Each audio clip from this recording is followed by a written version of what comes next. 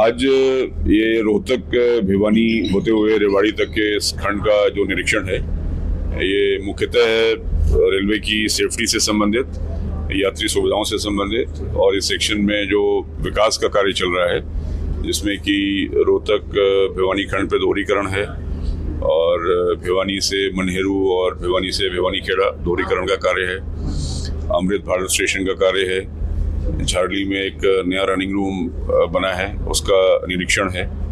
तो इन सारे कामों में किस प्रकार की प्रोग्रेस है, कब तक ये कार्य पूरे हो जाएंगे। भिवानी स्टेशन पे भी बहुत काम होना है, यहाँ पे भी नया प्लेटफॉर्म बनना है और मेजर यार्ड में काम होना है, मेजर यार्ड की रिमॉडलिंग है। तो इन सब कामों की समीक्षा करने के लिए आज हेडक्वार्टर से हम लोग यहाँ पधारे हैं।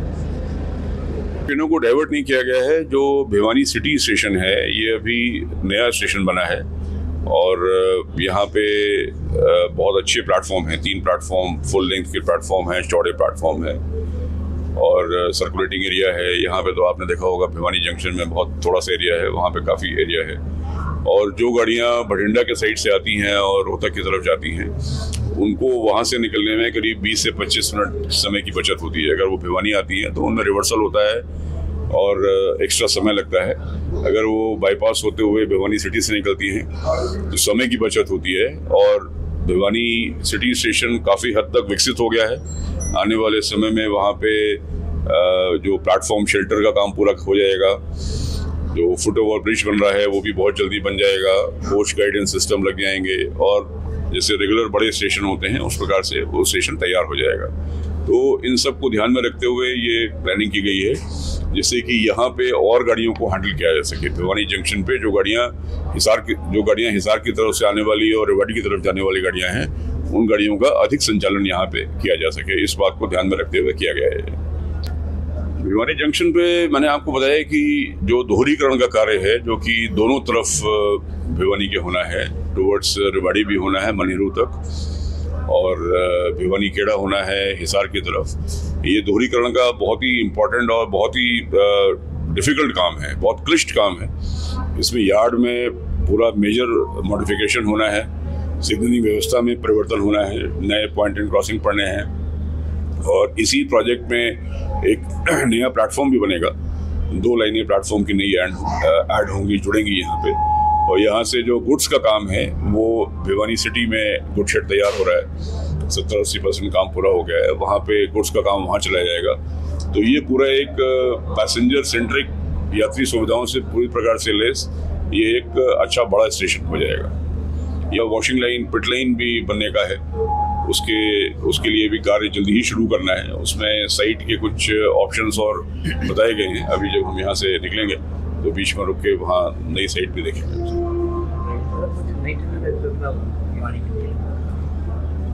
नई ट्रेनों के बारे में आप लोगों को बताना चाहेंगे कि इनके जो प्रस्ताव होते हैं वो सारे रेलवे बोर्ड से स्वीकृत होते हैं और जैसे जैसे यात्रियों की डिमांड आती है उन डिमांड को हम लोग एग्जामिन करके रेलवे बोर्ड भेज देते हैं और जो रेलवे बोर्ड समय समय पे उनको अप्रूव करता है वो गाड़ियाँ चलती हैं।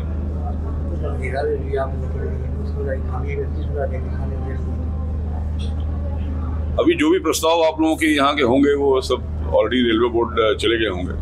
ऐसा मुझे एकदम से याद नहीं है कि किस प्रस्ताव, कौन सा प्रस्ताव गया, कौन सा प्रस्ताव नहीं गया।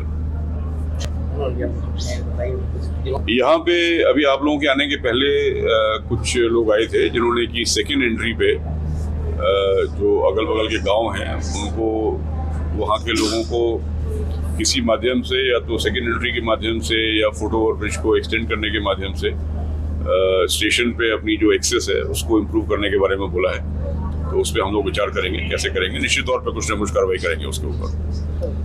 यहाँ का जो सौंदर्यीकरण और जो यहाँ अमृत स्टेशन में काम हुआ है वो आप लोगों को सब दिख ही रहा है, लगभग सारा काम पूरा कर लिया गया है और वेटिंग हॉल्स भी नए बनाए गए हैं, सर्कुलेटिंग एरिया काफ़ी अच्छा बनाया गया है।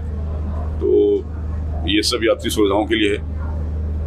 सुरक्षा के बारे में मैं बताना चाहूँगा कि सुरक्षा सिर्फ रेलवे प्रोटेक्शन फोर्स की नहीं, ये सभी की जिम्मेदारी होती है। तो मैं चाहूँगा कि जितने भी हमारे जो स्टेक होल्डर्स हैं, चाहे स्टेशन से जुड़े हों चाहे यात्री हों, मैं चाहूँगा कि उनका भी अगर सहयोग मिलेगा तो हम और सुरक्षा को और भी पुख्ता कर सकते हैं। और साथ साथ हमने अभी जवानों को, जब हम यहाँ भिवानी पोस्ट पे आए थे तो हमने जवानों को बोला कि अपनी सोच में बदलाव लाएं, क्योंकि जो हमारे प्रधानमंत्री जी की जो सोच है कि 2047 में विकसित भारत बनना है, तो उस विकसित भारत को के जो प्रण को पूरा करने के लिए रेलवे सुरक्षा बल का भी रोल बहुत मायने रखता है। तो हमारे जवानों में भी उस तरह की एनर्जी आए, उस तरह की स्फूर्ति आए और अपनी सोच में बदलाव लाए, ताकि हम उसको अचीव कर सकें। और भिवानी आए, आप निरीक्षण भी किया आपने थाने का, तो किस प्रकार की और भी? जी हमने अभी थाना भी विजिट किया है, अपना बैरक भी विजिट किया है। कुछ जैसे इंफ्रास्ट्रक्चर में थोड़ा सा हमें कमी दिखी है,